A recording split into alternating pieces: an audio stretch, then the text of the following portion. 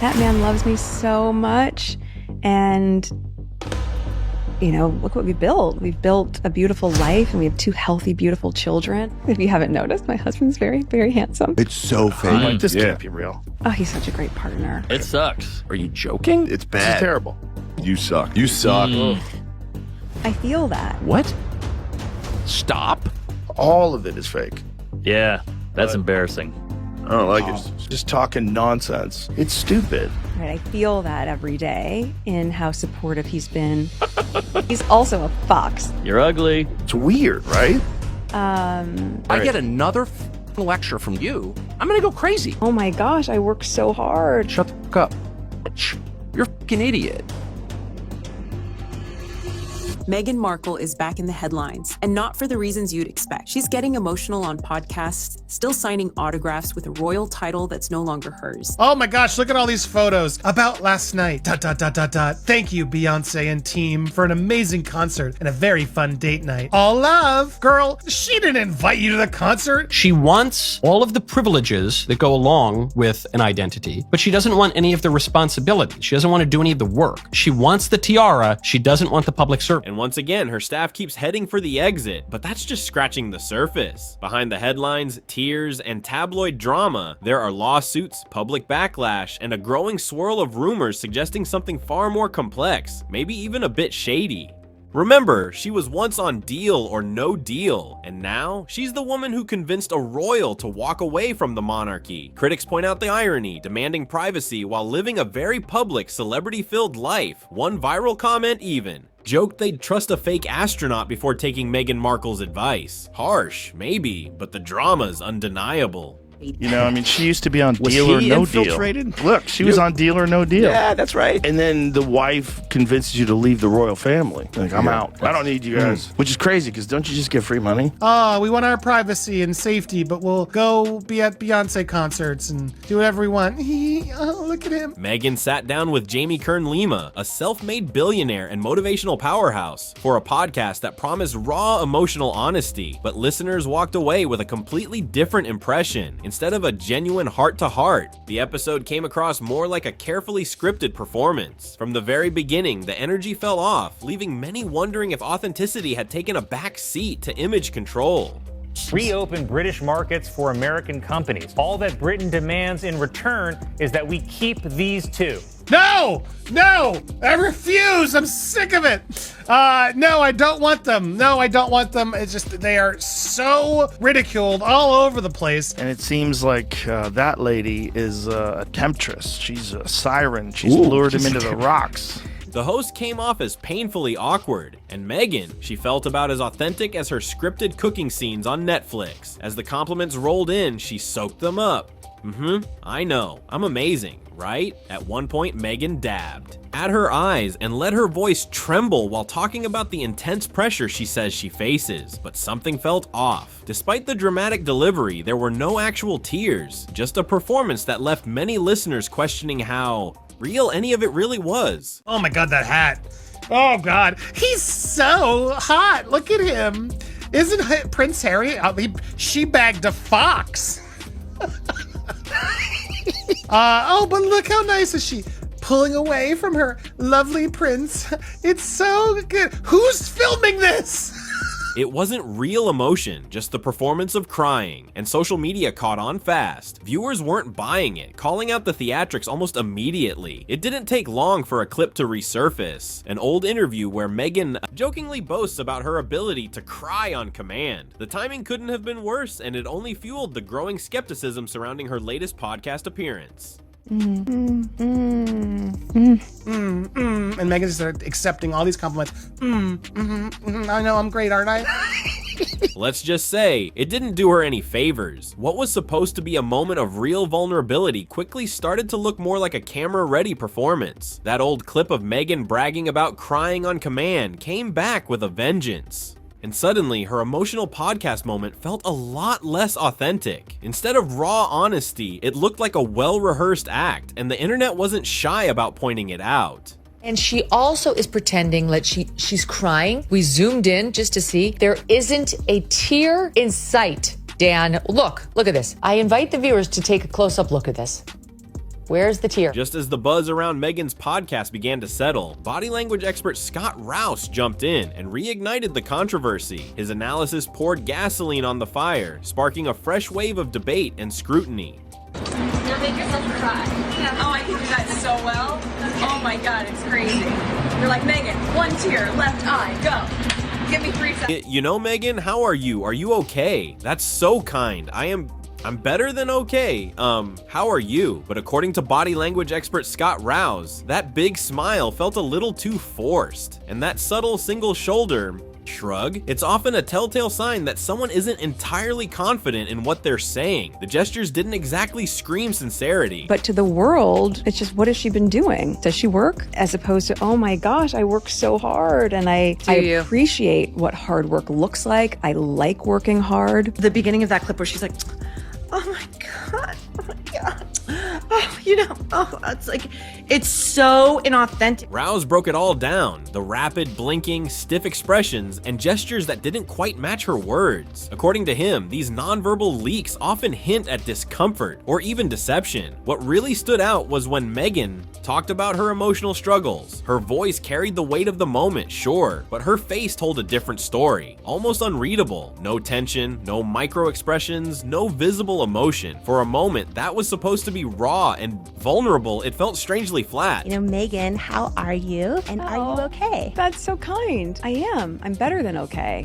How are you? That smile's a little bit over the top. And that single shoulder shrug she has, that usually indicates that person isn't very confident with their answer or their stance. Rouse's analysis reignited the conversation. And just like that, the internet was back on Meghan watch. But this time, it wasn't just about what she said. Every blink, every glance, every slight head tilt was under the microscope. Then came the part where Meghan claimed she writes nightly emails to both of her kids so they can read them when they're older.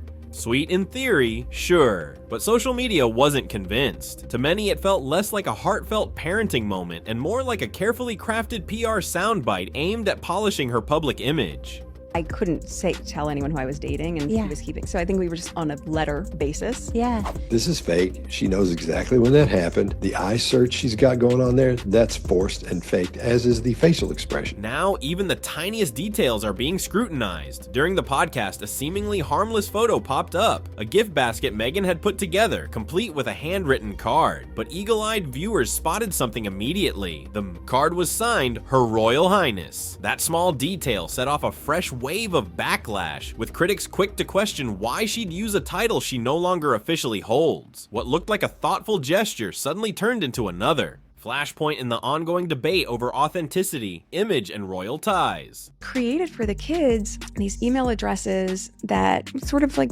names again that you would never guess, that I will give them at some point in their lives when they're older. But before I go to bed almost every night. Meghan, my God, you get praise every day, getting attention every day. You gotta praise yourself on Mother's Day? Really? It's all branding. Did you notice it? It's all branding to make herself look more relatable and mother. There's just one problem. She's not supposed to use that title anymore. Whether it was a slip-up or a subtle flex, the move sparked a new wave of criticism. People started questioning if it was an honest mistake or if Meghan was clinging to a title that no longer belongs to her, fueling the ongoing debate about her image and intentions. The agreement that was made did not remove the title. It restricted the way it was to be used. It was not to be used publicly. And she was giving a friend some strawberry jam that she made herself, and she wrote HRH, the Duchess of Sussex. After officially stepping away from royal duties, Meghan gave up the right to use the title Her Royal Highness. So when that card surfaced, signed with the very title she's no longer entitled to use, it didn't just raise eyebrows, it sparked a full-on backlash. Critics were quick to call it delusional, and even some longtime supporters admitted it felt cringe-worthy. The internet didn't hold back either, with one comment hitting the nail on the head. You can't have it both ways. Meghan Markle is now accused of breaking the agreement with the late Queen after podcast revelation. I think if somebody gives you a gift, you can say, you know, so-and-so, my friend so-and-so gave me a present. Yeah. I don't feel like she needed to show that. Now it's not just the public eyeing Meghan and Harry. The pressure is mounting on the monarchy itself. A recent poll quickly made headlines, revealing that a staggering 97% of respondents believe King Charles should formally strip the couple of their royal titles. That's not a quiet suggestion, it's a loud, resounding public demand. The message is clear. People are tired of watching them try to play both royal and rebel at the same time. With the compliments of HRH, which is Her Royal Highness, the Duchess of Sussex. You made homemade strawberry jam. It's kind of like a doctor when you keep referring to them as doctor, like, call me Susan. You know, like, I would never refer to myself as Her Royal Highness. Is it a bad look for Meghan to still refer to herself as a royal? No, it's not. There you are. Because, Wake me up when you're done. King Charles may be keeping his distance for now, but behind the scenes, Prince William is reportedly drawing a hard line. Insiders say that when he ascends the throne, he won't hesitate to take action. To him, what Harry and Meghan have done isn't just drama, it's betrayal. He's ready to make a clean break if it means protecting the monarchy's image. Whether he follows through or not, one thing is clear, this royal feud has officially left the family's private circle. It's now unfolding on the global stage, and everyone's watching. Harry comes out and gives this interview in which he not only says he doesn't know how long the king has left to live, I don't know how much longer my father has. He won't speak to me because of this security stuff. which the royal family was like, hey, let's not talk about the king's mortality because you don't know, specifically because the king has refused to speak to you since February 2024. Now that is over a year ago. Especially when it comes to Prince Harry, who's been vocal about not receiving enough personal security for his family.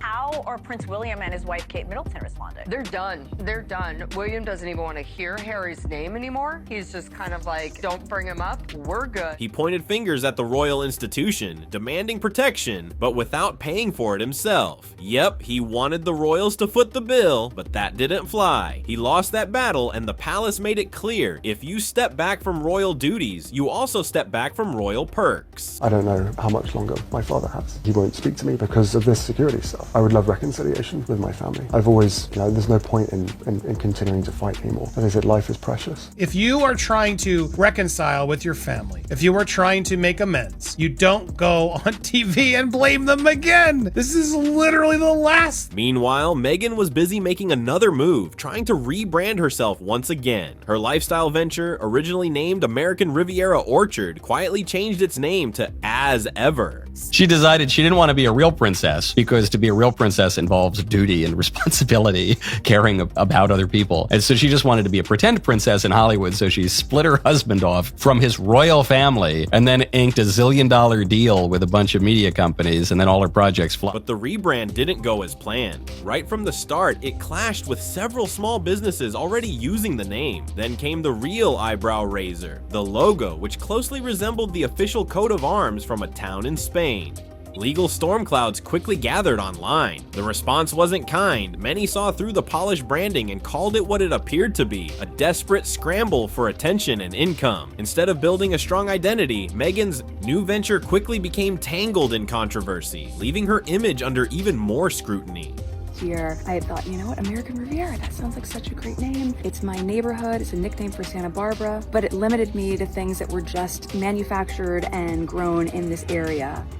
And I've been waiting for a moment to share a name that I'd secured in 2022, and this is the moment. And it's called As Ever. Yes, her products sold out in 30 minutes, but only because there were hardly any made to begin with. And just when you thought the Meghan headlines couldn't get any messier, boom, a DIY bath salt recipe she shared on Netflix may have just triggered a $10 million legal bombshell.